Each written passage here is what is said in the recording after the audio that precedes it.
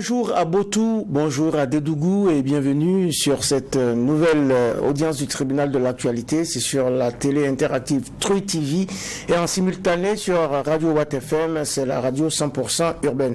Deux sujets sur la table des juges aujourd'hui. Tout d'abord, l'amorce d'un dégel entre Paris et Ouagadougou et ensuite des bisbilles autour du projet de nouvelle constitution au Mali. Bonjour juge Inoussa Ouedraogo. Bonjour président, bonjour juge Bougouma, le juge Vaha, bonjour, mesdames et messieurs, bonjour. Oui, bonjour juge Vaha, bonjour juge Ouedraogo, bonjour président, bonjour madame, monsieur. Bonjour juge Bouba, bonjour juge Ouedraogo, bonjour président Toumondi, bonjour auditeurs et téléspectateurs. Bonjour à toutes, bonjour à tous. C'est la troisième audience du tribunal de l'actualité pour cette semaine et elle s'ouvre comme d'habitude avec la séquence avant-propos des juges.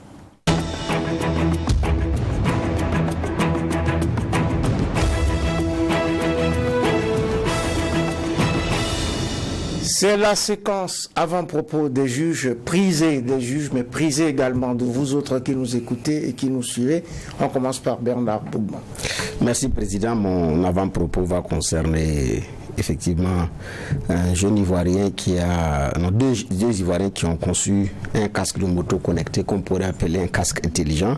Le casque, c'est pas pour faire de la pub, mais c'est tellement intéressant que j'en fais un avant-propos. Le casque a 4 fonctionnalités, donc la connectivité, donc un système Bluetooth pour gérer les appels, décrocher et raccrocher sans manipuler le téléphone. L'intelligence artificielle avec un message vocal qui parle à l'intérieur du casque et qui vous dit de vous arrêter parce qu'il y a un appel pour pouvoir décrocher l'appel. Un système de ventilation pour rafraîchir le conducteur en cas de forte chaleur et puis de l'énergie solaire. Donc un panneau qui permet de recharger le casque pendant 45 minutes et ça prend 3 jours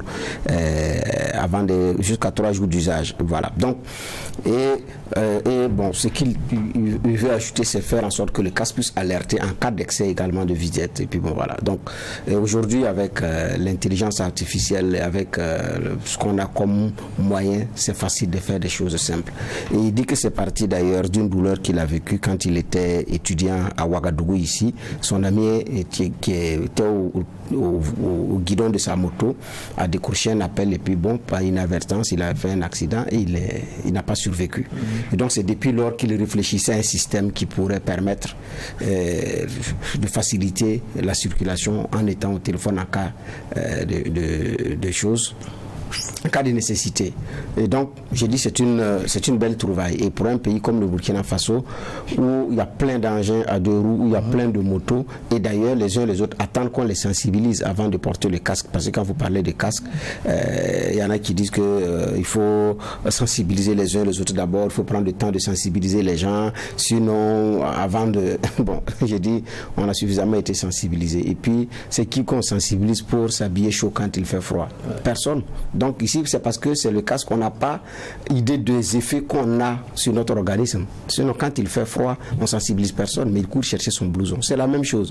Mais on ne sait pas que l'effet de la poussière, l'effet du froid joue petit à petit sur nos sinus, après ça provoque des sinusites et ça s'installe petit à petit, après on a toute une vie pour soigner. Donc on attend d'être sensibilisé pour le faire. Donc ceux qui ont les moyens pour faire cette sensibilisation, bravo. Mais moi je recommande le port du casque aux uns aux autres, mais s'attendre à ce qu'on sorte un lourd programme pour rentrer dans le contrôle, sensibiliser et porter, ça va être très difficile, fastidieux, parce qu'il y a un problème de bonne foi dans cette affaire, ou de mauvaise foi, ou de mauvaise volonté dans le non-port du casque. Donc pour terminer, j'ai dit c'est des initiatives comme ça qu'il faut développer parce qu'aujourd'hui on a les moyens de pouvoir le faire. Le reste la volonté politique pour faire une provocation à grande échelle pour ceux qui voudront porter un casque intelligent. Oui, ceux qui voudront porter un casque intelligent, il faut aussi voir le rapport au coût. C'est intéressant parce que nombre de nos concitoyens qui ne veulent pas porter le casque évoquent aussi la chaleur ici. Or, on voit bien que ce casque a pris tous les paramètres en compte. Juge Geoffroy Vaha, votre avant-propos du jour. Oui, merci président. Mon avant-propos va concerner un article que j'ai lu sur le Faso.net. Ça concerne encore la circulation et il y a les agents de la police municipale qui avaient donc décidé de se poster au niveau de l'échangeur du Nord, situé sur l'avenue Yatenga. Donc, et ce qui se passe, c'est que il y a d'abord un panneau stop et puis il y a aussi un sens interdit. Bon, le sens interdit, il n'y a pas vraiment un panneau véritable qui l'indique, mais quand même de logique aussi, ça devrait se savoir. Et la réalité, c'est comme la plupart des usagers, on ne respecte les panneaux que lorsqu'il y a une autorité qui est postée. Et là, ce que le Faso.net fait remarquer, c'est que très rapidement, les conducteurs sont devenus très respectueux de ce panneau qui, en tout cas, est royalement ignoré. Mais il y a toujours des petits malins aussi qui quand même tentent de forcer, et surtout il y en a qui se sont fait prendre dans le sens interdit. Il y a beaucoup aussi qui ont décidé de se garer sur le bas-côté parce qu'ils savent que s'ils s'amusent à passer là, il y a des petits contrôles, ça risque d'être compliqué pour eux. Et ils attendent que les forces de l'ordre se déplacent pour que ils puissent après reprendre le chemin. Mais c'est symptomatique de ce qu'on a en termes de circulation sur nos voies. Ce matin même, Momo a dit, il y avait sur la question des ronds-points une interpellation qui était faite par l'un des usagers, se demandant si c'est leur conception, c'est-à-dire très large, qui fait que quelquefois, quand on y vient, on voit que c'est obstrué. Mais il y a une autre qui a appelé, qui a dit quelque chose d'intéressant, c'est que c'est notre comportement. Quand vous savez que déjà c'est obstrué dans le cercle, pourquoi est-ce que vous y allez? Il faut laisser que ça se désengorge. Ça aussi, c'est la logique. Parce que en circulation, au Burkina, il faut le dire, on n'est pas tolérant. Tout le monde est pressé, chacun pense qu'il a la priorité, et puis il y a cette réalité, celui qui est sur la moto pense qu'il a toute la priorité sur celui qui a un véhicule, celui qui a un vélo parce qu'il a toute la priorité sur celui qui a moto. Bon, celui qui est à pied, il est ignoré par tout le monde parce que c'est celui qui prend tous les risques. Mais d'ailleurs, je ne vous parle pas des tricycles, parce que lui, il est à la fois entre 4 roues et 2 roues, et c'est le plus indiscipliné.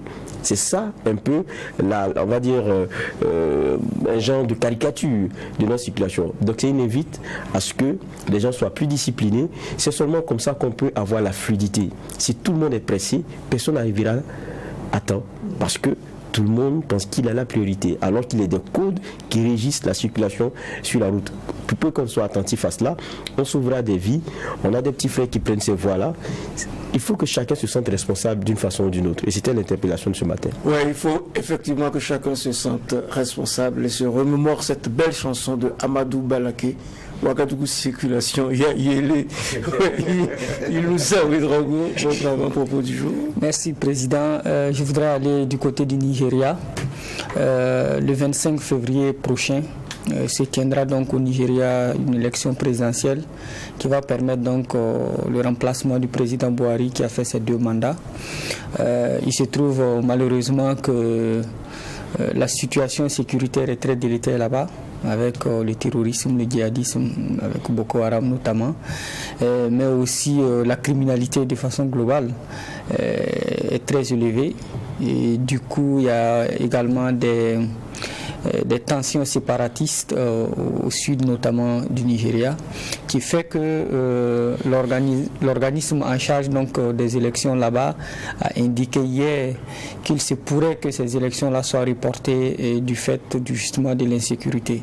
Et ça a commencé à créer des gorges chaudes là-bas, mais comme on le dit en Afrique, quand la case de ton voisin brûle, il faut commencer par mouiller en tout cas tes différentes cases.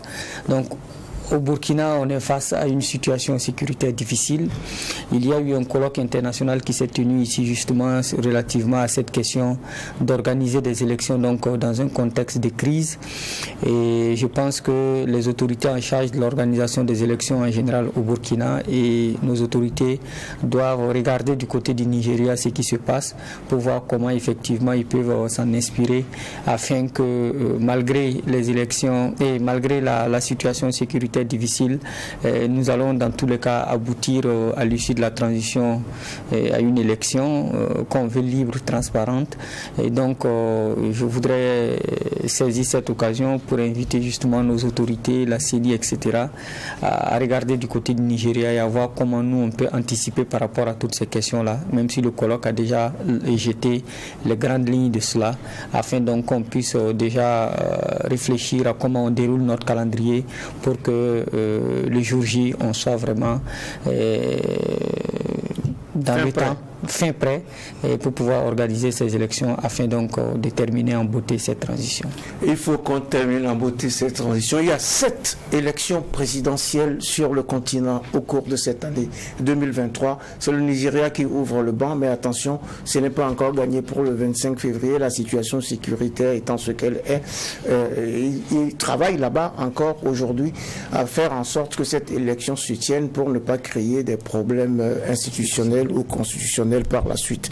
C'était la séquence avant-propos des juges du tribunal de l'actualité pour le compte de cette 3e audience de la semaine qui démarre avec les relations diplomatiques et de coopération entre la France et le Burkina. La secrétaire d'État auprès de la ministre française des Affaires étrangères chargée du développement, Chrysoula Zakharopoulou, était donc dans nos murs et elle a rencontré ce 10 janvier le président de la transition burkinabé, le capitaine Ibrahim Traoré, après ce qu'on peut qualifier, Bernard Bougman, de brouille entre les deux pays. Bon, bruit, dégel, en tout cas, le climat n'est pas au beau fixe.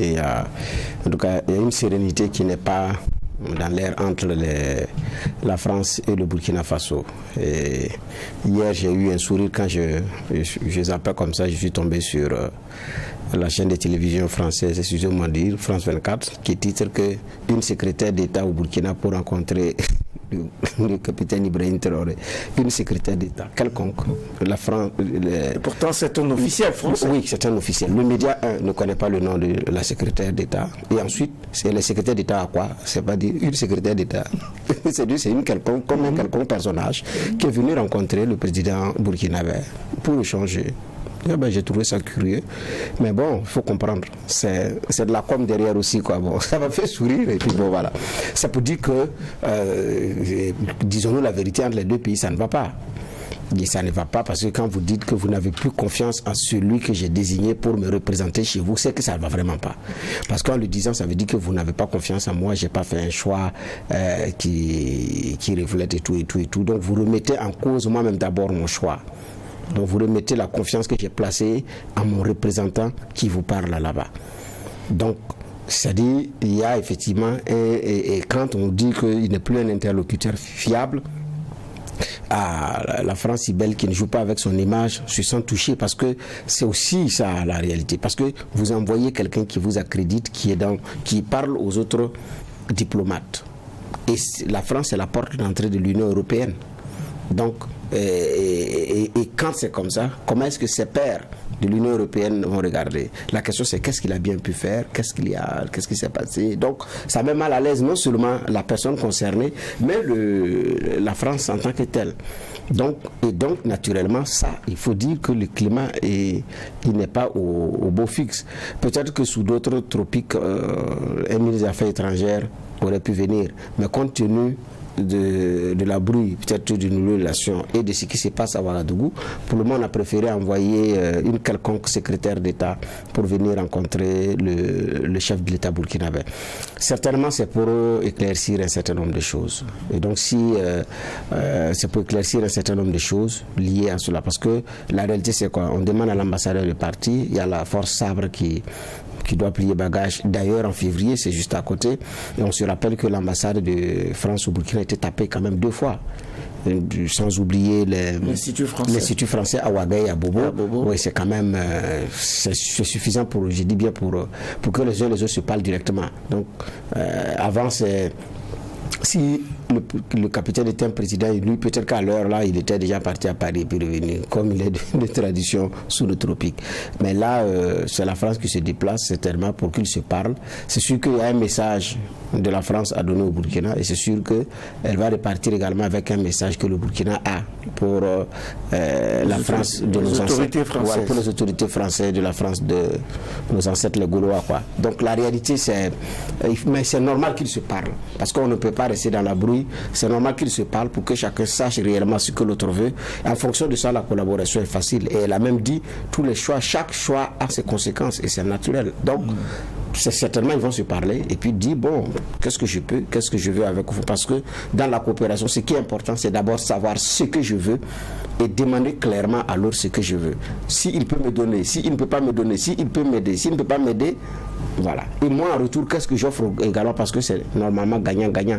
Donc, je pense que c'est beaucoup plus dans ça. Et on n'avait pas le choix que de se parler parce que la brouille ne doit pas continuer. Oui, on n'avait pas le choix de se parler. La brouille ne doit pas continuer, dit le juge Bernard Bougma. Elle a dit, la ministre, la secrétaire d'État, donc, qui est passée dans nos murs, je la cite, la France n'impose rien. Elle est disponible pour inventer un avenir ensemble. Je ne suis venu ici influencer aucun choix ni aucune décision. Personne ne peut dicter ses choix au Burkina et nous sommes convenus avec le président Traoré d'avancer ensemble dans cet état d'esprit. Fin de citation. Geoffroy, c'est une opération déminage selon vous? Oui, c'est clair qu'il y a aussi la volonté de revoir un peu et de récalibrer un peu ces postures avec un Burkina qui semble très tranché maintenant dans ses décisions et sur la question française. Et donc, il y a une diplomatie qui fait un peu profil bas parce qu'elle sait que ça peut basculer très rapidement. Je crois que c'est la lecture que je fais.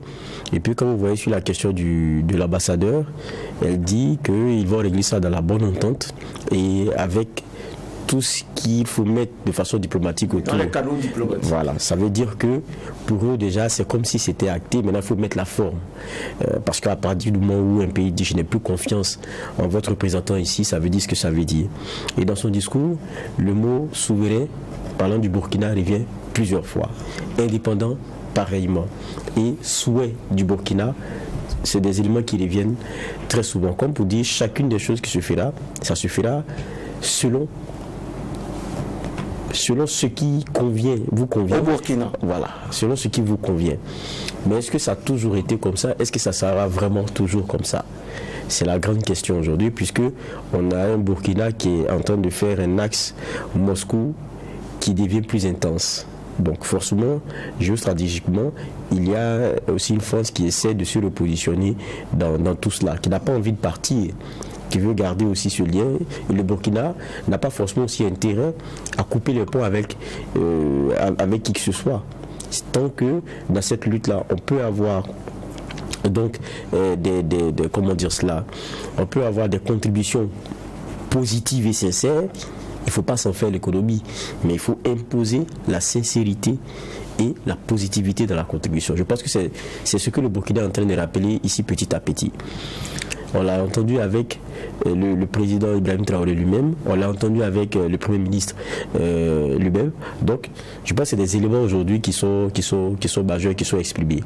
Donc, c'est un genre de comment dire ça, on met la balle à terre et il y a un émissaire qui est venu pour arrondir les angles par rapport à ce discours-là. Alors, c'est une manière de rebattre les cartes, hein, si j'ai bien compris ce qu'a exprimé le juge Geoffroy Vara. En cohérence avec ce message, a dit la secrétaire d'État française, la France reste engagée sur tous les plans, humanitaire, sécuritaire, développement, au degré et dans les formes que souhaiteraient les autorités burkinabées. Donc, est-ce qu'on est justement sur la voie d'une revue de la coopération et de la coopération sécuritaire surtout? Vous savez dans Bon, je pense que oui. Je pense que quand même, ces derniers temps, on a vu que la diplomatie burkinabé était en train de changer de cap. En tout cas, dans de visu, ce qu'on constate, c'est qu'il y a une volonté manifeste de s'assumer et de prendre les devants par rapport à un certain nombre de choses. Et donc, par rapport à ce qu'on a vu avec l'ambassadeur de France à qui on a demandé de partir, avant cela, je crois qu'il y a eu 2 Français qu'on a expulsés pour espionnage. Et bon, quand on écoute la secrétaire d'État française, on se rend compte qu'elle est en train de faire profil bas.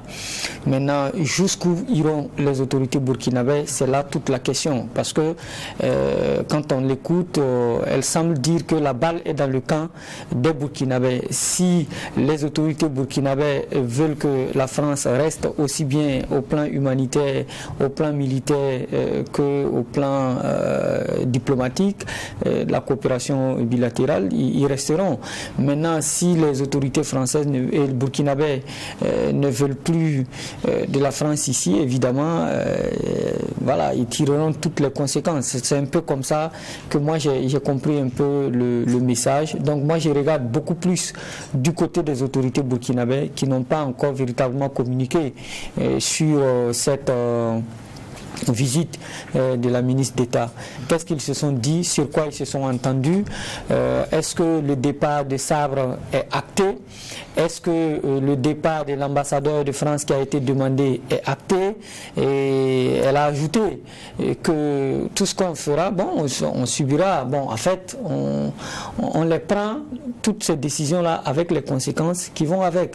Donc, il nous appartient, nous, parti burkinabé, de nous assumer en fonction de là où se trouvent nos intérêts et ne pas avoir peur aussi des conséquences que nos actes vont poser.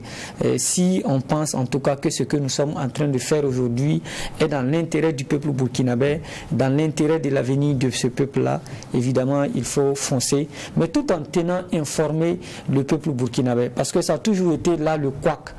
Tant qu'ils se rencontrent comme ça et qu'ils se parlent entre eux, sans dire quelque chose aux Burkinabés, il y a problème. Parce que demain, s'il y a des difficultés, évidemment, on va demander encore au peuple de sortir, de faire ceci, de faire cela. Et ce n'est pas de nature à faciliter les choses. Il faut jouer le jeu de la transparence.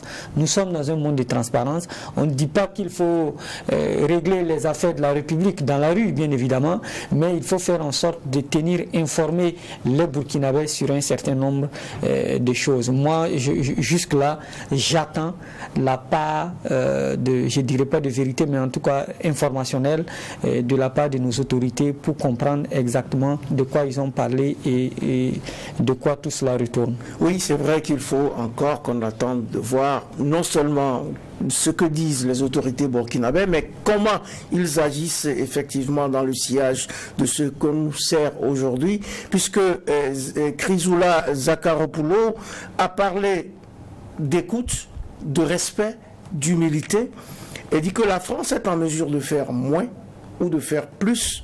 Elle est aussi et surtout capable de faire différemment. C'est un langage diplomatiquement correct et reste à voir ce qu'il en sera des actes que l'on pose par rapport à ces propos-là, n'est-ce pas, Bernabou? En tout cas, diplomatiquement très correct. Et c'est d'ailleurs ce que la rue ouagalaise veut entendre quand on parle d'humilité, d'écoute, de respect, de faire différemment. Ça dit que c'est ce que d'ailleurs, elle a même dit, elle a dit, c'est une attente qui est exprimée avec force ici. Donc elle dit, vous voulez qu'on vous traite autrement, différemment, dans le respect. Je dirais même que la rue, pour la rue, il faut simplement que la France... que les autorités françaises ou que les relations avec la France s'arrêtent. Une partie de la rue. Okay. Il y a une partie de la rue qui demande cela. Il y a une partie qui demande qu'on puisse effectivement revoir un certain nombre de choses ensemble, se parler dans la vérité, dans la sincérité, et puis avancer. Voilà. Donc effectivement, en tout cas c'est bien dit. Ça, ce message-là, ça parle au cœur de Burkinabé, ça parle au cœur de cette rue qui veut dire qu'avec l'ensemble de nos partenaires, il y a de la sincérité à avoir et ça ne doit pas se passer dans un esprit de condescendance où parfois des ambassadeurs en poste s'expriment comme si elles faisaient partie intégrante de nos autorités. On a eu des moments où des diplomates ont joué le jeu d'opposants politiques pratiquement au Burkina Faso. Même sous le président Blaise Compaoré, on a regardé faire. Donc là... Ils étaient tout puissants. Oui, oui. Et non, ce n'est pas une affaire de toute puissance. C'est un État qui a manqué de rappeler le minimum à un représentant diplomatique. C'est tout. Il fallait tout simplement rappeler. Ça peut se rappeler. Ça peut être fait par une note verbale. Il peut être entendu. Il n'y a pas de problème. Mais on ne l'a pas fait. Alors que ce sont des outils que la diplomatie utilise, mais on ne l'a pas fait. Donc, certains se sont mêlés à un moment donné, ont reçu des entités sociales, ont mis de l'argent, mais bon, on n'a pas rappelé ce principe, ce minimum-là. Donc, on est passé effectivement à autre chose. Conséquence, il y en a qui ont compris que bon, il n'y a pas de problème, voilà. Mais maintenant, effectivement, c'est un langage, j'ai dit bien diplomatique, qui plaît. Mais plus loin, en ce qui concerne, par exemple, le rappel de l'ambassadeur, elle dit, les autorités ont demandé de nouvelles voix, de nouveaux visages. Nous sommes convenus de traiter ce sujet en bonne entente et dans la forme diplomatique.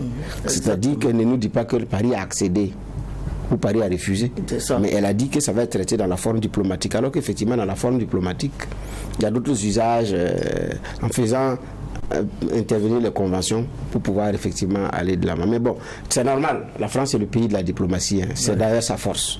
Et donc elle n'aime pas dans le bruit, n'est pas dans le comme on appelle ça, dans le direct. Voilà. Et puis bon, la langue française elle est très subtile. C'est pourquoi d'ailleurs j'ai fait référence hier au texte qui est mentionné sur la télévision, parce que c'est un message quand même qui est subtil. C'est la secrétaire d'État aux affaires étrangères. Son rôle est connu et au développement, surtout en charge du développement. Donc on dit que c'est la secrétaire d'État aux affaires étrangères qui est à Ouagadougou, mais on dit que c'est une secrétaire d'État. Bon, comme je ne suis pas un Français d'origine, elle est secrétaire d'État auprès de la ministre chargée des Affaires étrangères. Et elle est chargée, elle s'occupe du développement de la francophonie. Voilà. Donc, mais maintenant, par rapport à ce qui est donné de voir, j'ai dit certainement c'est pour participer du dégel. Et quand vous venez pour participer du dégel, vous ne pouvez qu'utiliser des mots qui plaisent à votre vis-à-vis, des mots qu'il veut entendre venant de vous, que vous avez dit que maintenant vous allez l'écouter, vous allez être humble vis-à-vis de lui et vous allez faire les choses différemment de ce qui se passait dans le temps. Mais maintenant, effectivement, c'est ce que d'ailleurs certains demandent. C'est pourquoi j'ai dit, il y a une partie de la rue qui demande à la fin de parti, il y a une partie qui dit qu'on peut effectivement se reparler. Même sur nos plateaux, des intellectuels, des diplomates de carrière et des personnes qui maîtrisent les relations internationales le disent. Ils vous disent, ce qui est faisable, c'est remettre les accords sur la table et regarder qu'est-ce qu'on peut améliorer, qu'est-ce qu'on peut accepter, qu'est-ce qu'on ne peut plus accepter. Parce que effectivement, des accords qui ont été signés en 1960, 1970 et autres, aujourd'hui, par rapport à la nouvelle donne, est-ce que ça répond réellement? Donc, il y a ces questions-là, effectivement, à voir avec suffisamment de sérénité. Voilà, mais pas du populisme, et puis bon, voilà. Donc, je pense aussi que, en parlant ainsi, elle accède à ce que la rue veut entendre. Est-ce qu'elle est venue pour nous dire que on n'est pas d'accord avec ceci, on n'est pas d'accord avec cela? Donc, pour une diplomate, elle ne peut pas s'offrir ce luxe-là. Voilà, donc crever un peu l'abcès, mais en même temps calmer le jeu pour rebondir, avoir les mots justes, mais en attendant aussi les actes forts et les actes justes. Oui, mais il y a une France qui est consciente qu'il y a un lobby pro-russe qui est très fort et qui est en train de se faire bien financer aussi, hein, ça il faut le dire de façon très claire. Tout comme aussi la France a ses relais aussi, hein, c'est un peu comme ça dans ce jeu-là. Chacun use de subterfuges, chacun use de moyens. Voilà. Et dans ce contexte-là, un émissaire qui vient et qui tient des propos qui sortent des cadres, mais qui donne du gré à moudre au camp d'en face, ça risque d'être encore plus dommageable. Et ça, je pense que la France a dû le comprendre. Et quand on écoute son discours, elle dit la France peut plus. Oui. La France est en mesure de faire moins ou de faire plus et de faire différemment. Et elle est aussi et surtout capable de faire différemment dans l'écoute, le respect et l'humilité. C'est ce qui est dit de façon très claire. C'est très subtil. Vous pouvez faire plus, vous pouvez faire moins, vous pouvez faire différemment. Dans l'écoute, le respect et l'humilité. Le mot humilité, il est très fort parce que c'est ce que beaucoup de pays africains aussi attendent de la France dans les rapports. Parce que quelque part, il y a cette critique qui revient très souvent d'une France qui traite ces anciennes colonies de haut. Même quand il y a eu le torchon qui brûlait entre le Mali et la France, vous pourriez tout dire, mais dans les propos, je parle de responsables d'autorités maliennes, on n'était pas dans la limite forcément de l'injure, hein. On était dans la dénonciation de certains éléments, peut-être qui fâchaient la France, c'est vrai. Mais dans les réponses que vous aviez de certains ministres, il y avait un dédain, il y avait aussi un gros orgueil. Et ça, il y a beaucoup de pays qui n'ont pas accepté, qui n'ont pas partagé ça. Parce que vous savez, ce qui unit quelquefois, c'est un peu la douleur que vous partagez, même dans le traitement, parce que vous avez peut-être à un moment donné été victime. Donc, il y a comme une sympathie naturelle. Et donc, ça, le mot humilité qu'elle lâche ici, je pense que c'est la conscience aussi de ce qu'il y a une critique forte là-dessus. Maintenant, ces mots seuls ne suffiront pas à effacer tout. Parce que la France et ses anciennes colonies, la France, le Burkina, c'est beaucoup de choses.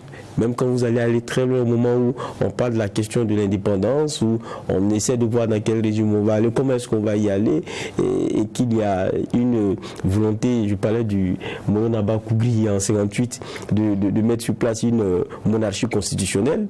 La France a joué un petit jeu aussi, en laissant les choses se faire. Mais bon, ça ne s'est pas passé comme... On est dans ce dans quoi nous sommes aujourd'hui. Donc à chaque fois, dans chacune de ces histoires-là, elle a eu un décidant de ne pas agir, une posture qui a favorisé ceci, en agissant, une posture qui a favorisé, mais c'est toujours selon aussi ses intérêts et ses objectifs du moment. Et ça finit toujours par garder dans les esprits une France qui a toujours fait son calcul. Mais j'ai dit toujours, et c'est ce par quoi je vais terminer là-dessus, c'est qu'il faut que nous aussi, je parle de l'Africain de façon générale, qu'on accepte et qu'on comprenne quelque chose. Quelqu'un ne quitte pas chez lui, investir et venir chez vous pour vous. Il n'y a pas de bonhomie, il n'y a pas de philanthropie. Votre responsabilité à vous, c'est de veiller sur vos intérêts. Je pense que le message qu'on a tenté de donner, qui est fort et qui est intéressant, c'est de dire les choses vont se faire selon nos intérêts. Donc, c'est à ça qu'on doit être tenu. On a eu des chefs d'État, on a eu des dirigeants qui ont tout bradé, qui ont tout donné. Mais vous pensez que celui qui est en face va refuser, il va prendre pour aller se construire. Parce que la diplomatie française, la politique française, la stratégie française, elle est faite pour renforcer la richesse française et pour les Français. Ça sera pareil pour le Russe, ça sera pareil pour l'Américain, ça sera pareil pour toute nation qui quittera son sol pour venir ici. Ça, il faudra qu'on le comprenne. Mais dans ça, comment on se fait respecter, qu'est-ce qu'on gagne, et puis comment est-ce que l'intérêt du Burkinabé, l'intérêt de l'Africain est défendu. Je pense que c'est ça le principal. C'est cela le principal. En effet, on a changé d'époque, nous savons, Raogo, et puis on ne veut plus de cette France condescendante et on veut assumer crânement notre destin.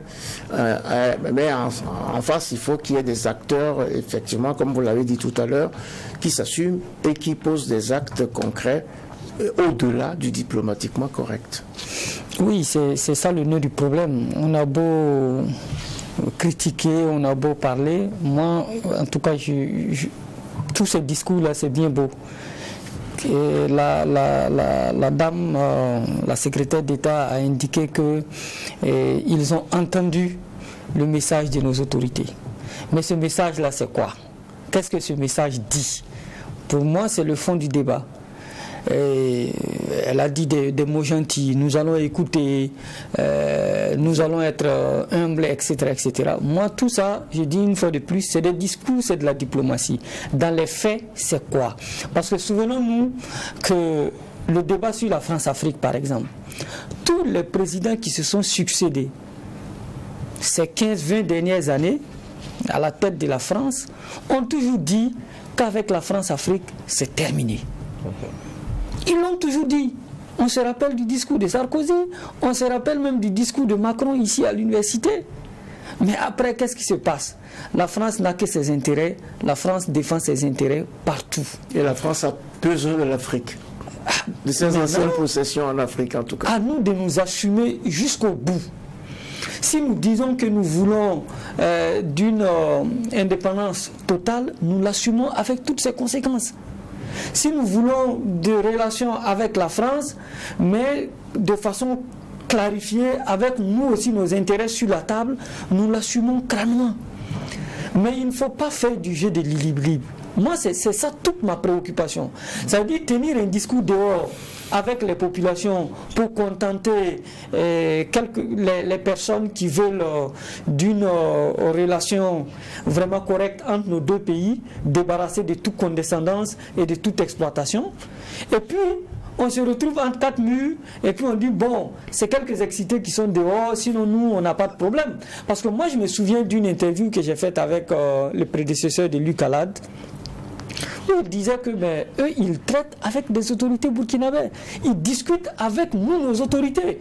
Bon, que ceux qui s'excitent dans la rue, les organisations de la société civile, etc., là, qui ne sont pas légitimes, que eux ils discutent avec ceux qui sont légitimes. Et ceux qui sont légitimes, ce sont nos autorités, notamment le président, le gouvernement, etc.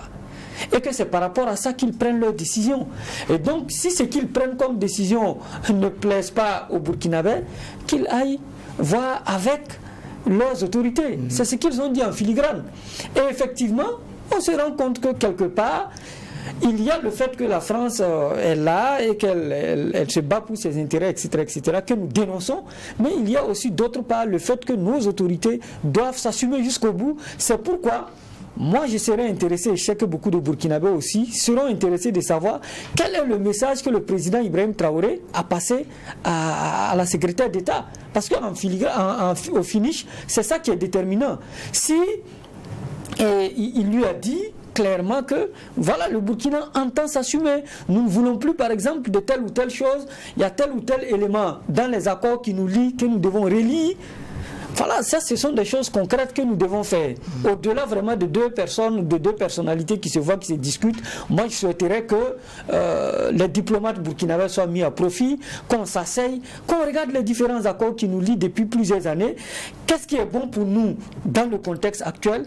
Qu'est-ce qu'il faut réviser? Qu'est-ce qu'il faut relire? C'est ainsi qu'on fera des réformes en profondeur. Sinon, tant qu'il s'agit juste de rencontrer une personnalité, de dire qu'on n'a pas besoin de l'ambassadeur de France parce qu'il n'est plus un interlocuteur crédible, c'est déjà, moi je ne sais pas ce que ça vaut, mais pour moi, il nous faut rentrer dans le fond, en regardant les accords qui nous lient à la France, en disant clairement, est-ce que oui ou non? Et ça, vraiment, il faut impliquer le peuple dans le débat, que ce soit à travers l'ALT, que ce soit à travers nos légitimités sociales qu'on connaît, qu'on puisse discuter de fond en comble de ces accords qui sont gardés secrets, que personne ne sait, personne ne connaît le contenu, ou en tout cas il n'y a que quelques personnes qui ont accès, que tout ça soit mis sur la table de discussion. C'est le meilleur moment, c'est la meilleure période pour discuter de ça, tout en tenant compte, comme je l'ai dit, qu'il y a après la transition des autorités qui vont s'installer, donc il faut impliquer tout le monde pour que demain ces accords-là ne soient pas tout de suite remis en cause. Voilà pourquoi je pense qu'il est important de rentrer dans le fond. Jusque-là, c'est la forme, on a fait des discours, c'est intéressant, on dit qu'on va nous respecter, mais ce n'est pas là le problème. Pour moi, le problème, c'est les accords qui lient le Burkina à la France, c'est ça qu'il faut réviser. Il faut aller donc au fond des choses et on ira au fond des choses. En tout cas, on a parlé des relations entre le Burkina et la France, des relations qui seront de plus en plus scrutées, tout comme les relations entre la France et le Mali. Au Mali, justement, où alors qu'on se rappelle le déclenchement de l'opération Serval, c'était le 11 janvier 2013, soit il y a 10 ans, jour pour jour, cette opération qui est donc devenue opération Barkhane. Et alors qu'on se rappelle donc ce 10e anniversaire du déclenchement de l'opération Serval, le projet de nouvelle constitution qui doit être soumis à référendum en mars 2023 divise. La coordination des mouvements, associations et sympathisants de l'imam Mahmoud Dicko ainsi que d'autres associations religieuses demandent au président de la transition, le colonel Assimi Goïta, de renoncer à ce projet. Ces associations se sont exprimées à travers une déclaration en date du 9 janvier dans laquelle elles indiquent notamment que, je cite, ce n'est pas une nouvelle constitution qui peut aider le Mali à sortir de la crise multidimensionnelle qu'il connaît depuis de nombreuses années. Bernard Bourmont. Bon, ben, c'est vrai, parce que c'est une crise sécuritaire, donc lutte contre le terrorisme. Donc, ce n'est pas une constitution qui peut régler cela. Ce n'est pas un texte seulement qui peut régler cela. Il y a même eu des élections pendant la crise. Donc, 2013 était en pleine transition quand l'opération Serval a été enclenchée. à la demande du président de la transition, Dioncounda Traoré. Donc la suite on la connaît, il y a eu des élections après, mais bon voilà. Donc évidemment ce n'est pas ça. Mais il y a aussi des choses à régler sur le plan politique. Ici je pense que c'est l'intention qu'il faut chercher, l'intention derrière cette nouvelle constitution. Qu'est-ce qu'il y a comme contenu, qu'est-ce qu'on cherche à travers une nouvelle constitution pour le Mali. C'est surtout ça la grosse interrogation. Sinon tout le reste, s'il faut aller aux élections avec ou sans nouvelle constitution, voilà. Et c'est quand les élections, parce que c'est 2024. Donc il se prépare. Il y a même eu déjà des ébauches de calendrier. Il y a un référendum qui doit se tenir en octobre. Il y a des municipales qui sont prévues. Le référendum est prévu pour mars prochain. Voilà. Donc référendum, après il y a les municipales, les législatives et puis bon la présidentielle. Donc quand ça avait fuité, il y en a qui avaient pensé que c'était pour le Burkina quoi. Donc il y a effectivement que les autorités actuelles sont en train de préparer les élections. Maintenant, comment elles préparent les élections, c'est ce que ça commence par la Constitution, parce qu'il y a un certain nombre on a vu la modification d'ailleurs de la charte. La charte a été modifiée d'ailleurs pour faire la charte de la transition, pour faire en sorte que parmi les nouvelles autorités qui étaient interdites de candidater puissent faire acte de candidature aux élections qui vont mettre fin à la transition. Ça avait déjà fâché. Donc si en plus de cela il faut réviser la constitution, alors que bon, il y en a qui estiment que... Justement le problème est là, on ne parle pas de réviser la constitution existante, mais on veut mettre une nouvelle constitution en jeu pour passer à une nouvelle république. Passer à une nouvelle république, alors que les uns et les autres estiment que c'est pas nécessaire, parce que c'est comme ça même un coup quand même. Nous on a arrangé pour nous aux oubliettes. La dernière mouture, le président Kaboré l'a reçu. C'est lui qui devait organiser le référendum et puis c'est fini, silence radio. Jusqu'à présent, on n'en parle pas. Oui, bon, alors Geoffroy en fait, le problème sur cette constitution va plus loin que cela. Les contestataires disent notamment que Assimi Goïta n'a aucun pouvoir pour procéder à une modification constitutionnelle par un référendum alors qu'il n'est pas élu par le peuple. Bon, ça, c'est des débats. Débats de techniciens. On aura l'occasion d'avoir des techniciens. Non, mais je pense que c'est un débat d'abord même malien, ça c'est clair. Et puis, ceux qui disent qu'il n'a pas été élu, il y a beaucoup d'éléments, il y a beaucoup de décisions qui ont engagé le Mali que Goïta prend, qui sont, je pense, de la prérogative d'un président donc élu. Bien sûr. Voilà, il est arrivé par la force, il y est, maintenant il dirige le pays. Voilà. Et ce n'est pas surprenant, puisque les militaires, dans leurs objectifs, ils avaient deux éléments principaux, c'est faire la guerre et puis refonder les choses. Et dans cela, ils avaient bien entrevu de revoir comment ils sont organisés. Et même que pour eux, c'est l'une des raisons aussi du perpétuel recommencement au Mali. Donc, revoir la Constitution, ils ne l'ont pas caché. Donc, je suis surpris que ça surprenne. Voilà.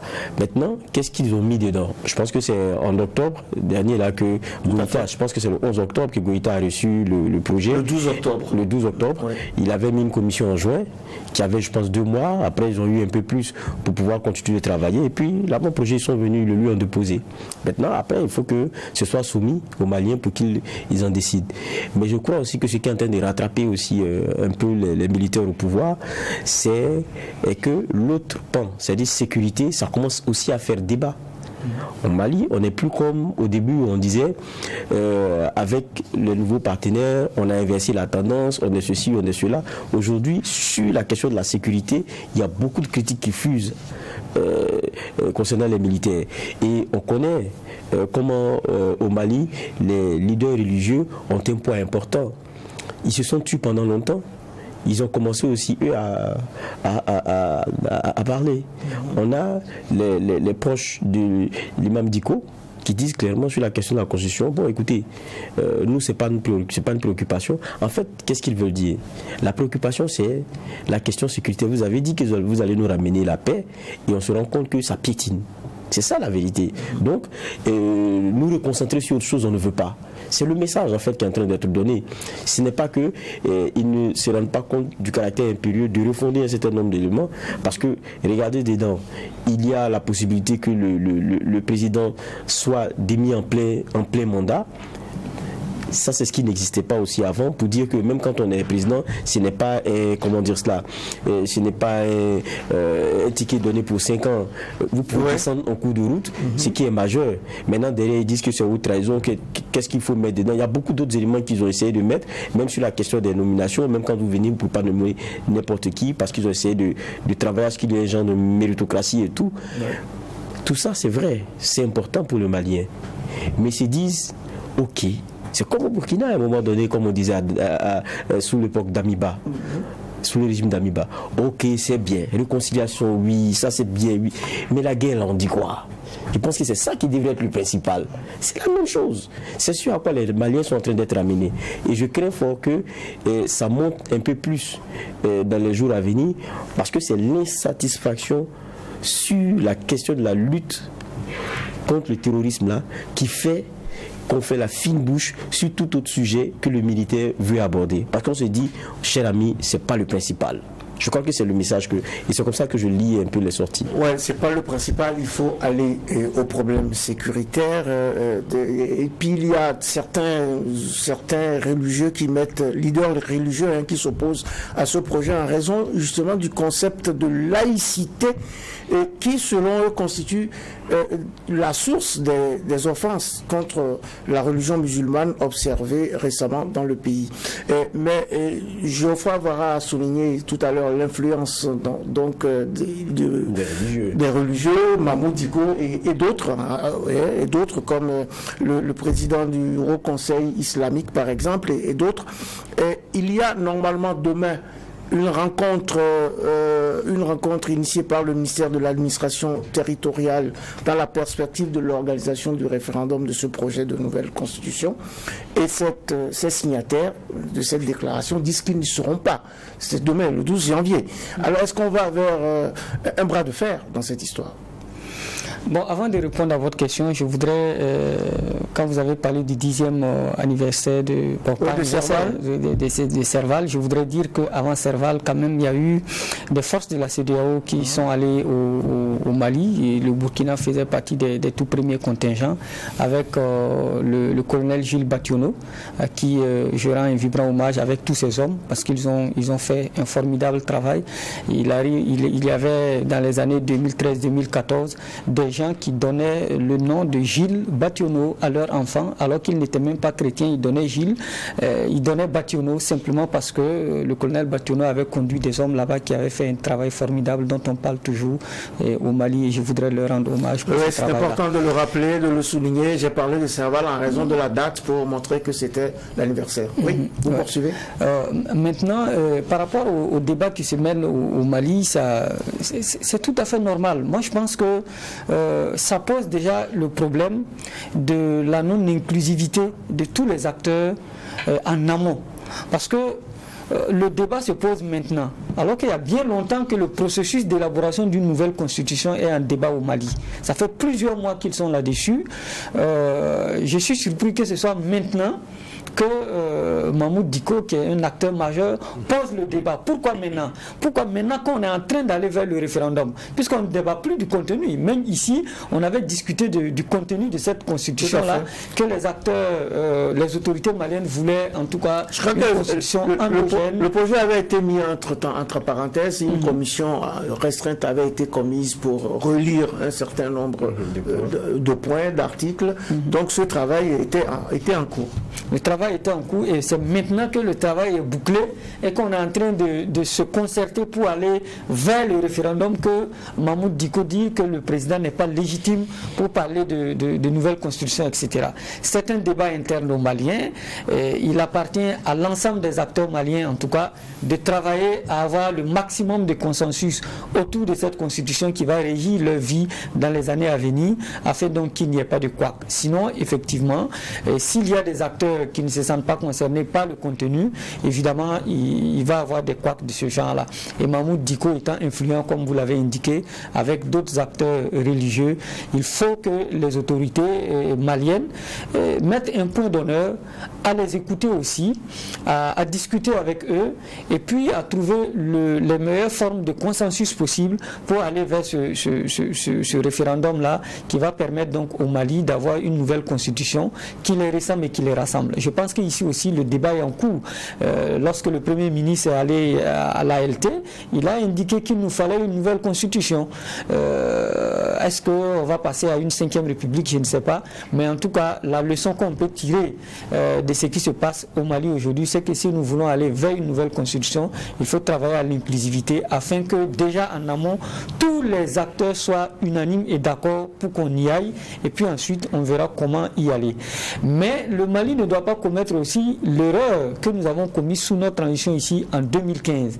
Lorsque Blaise Compaoré est tombé et qu'il a fallu faire une nouvelle constitution, justement, les politiques ont dit non, ce n'est pas une transition de faire une nouvelle constitution, il faut attendre quand un pouvoir légitime va arriver, il va faire sa constitution, alors que quand un nouveau pouvoir arrive pour faire une constitution, il va faire en fonction des rapports de force du moment. Ceux qui sont là en fonction de leur orientation, de leur idéologie, etc., ils vont formater une constitution. Mais les transitions sont les meilleurs moments de faire des réformes en profondeur. Et je ne sais pas pourquoi une transition n'est pas légitime pour poser les bases d'une nouvelle constitution à partir du moment où ce n'est pas cette transition qui adopte la constitution. La constitution sera soumise de toutes les façons à référendum et j'ai envie de dire aux partisans de Mahmoud Dicko que ils peuvent battre campagne pour le non, pour rejeter.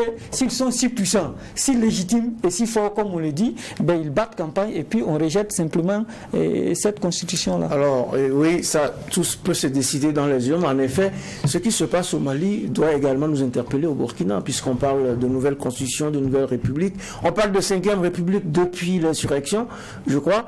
Et on devait mettre en place une nouvelle constitution. Et comme l'a dit tout à l'heure le juge Inoussa Ouedraogo, ça n'avait pas pu se faire.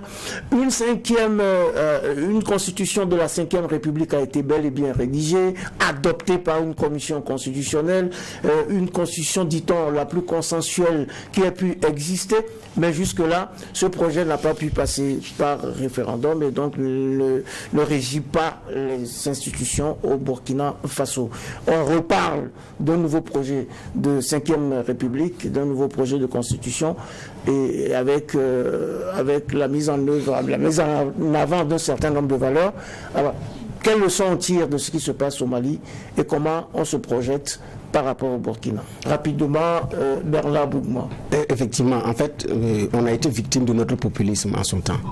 Bon, personnellement, ma modeste personne fait partie de ceux qui avaient dit si on a besoin de passage à une 5e République, c'est le moment dans cette transition. Et nous étions là, il faut faire, il ne faut pas faire. L'Assemblée, le CNT avait fait un travail formidable sur cette affaire. Et puis, paf, le président Michel Kafando de passage à Paris, c'est de Paris d'ailleurs qui nous a informé qu'il y aura bel et bien un référendum, mais pas avec la transition, et que ce sont les nouvelles autorités qui vont venir faire cette transition. C'est de Paris d'ailleurs que nous, Burkinabés, on l'a appris, et puis c'est resté là. Aujourd'hui, quand le président Kaboré est arrivé, la commission a travaillé, du haut de ses 92 membres. Effectivement, le travail a été adopté. Il a fait ses remarques, ils ont intégré, il a pris, il l'a déposé.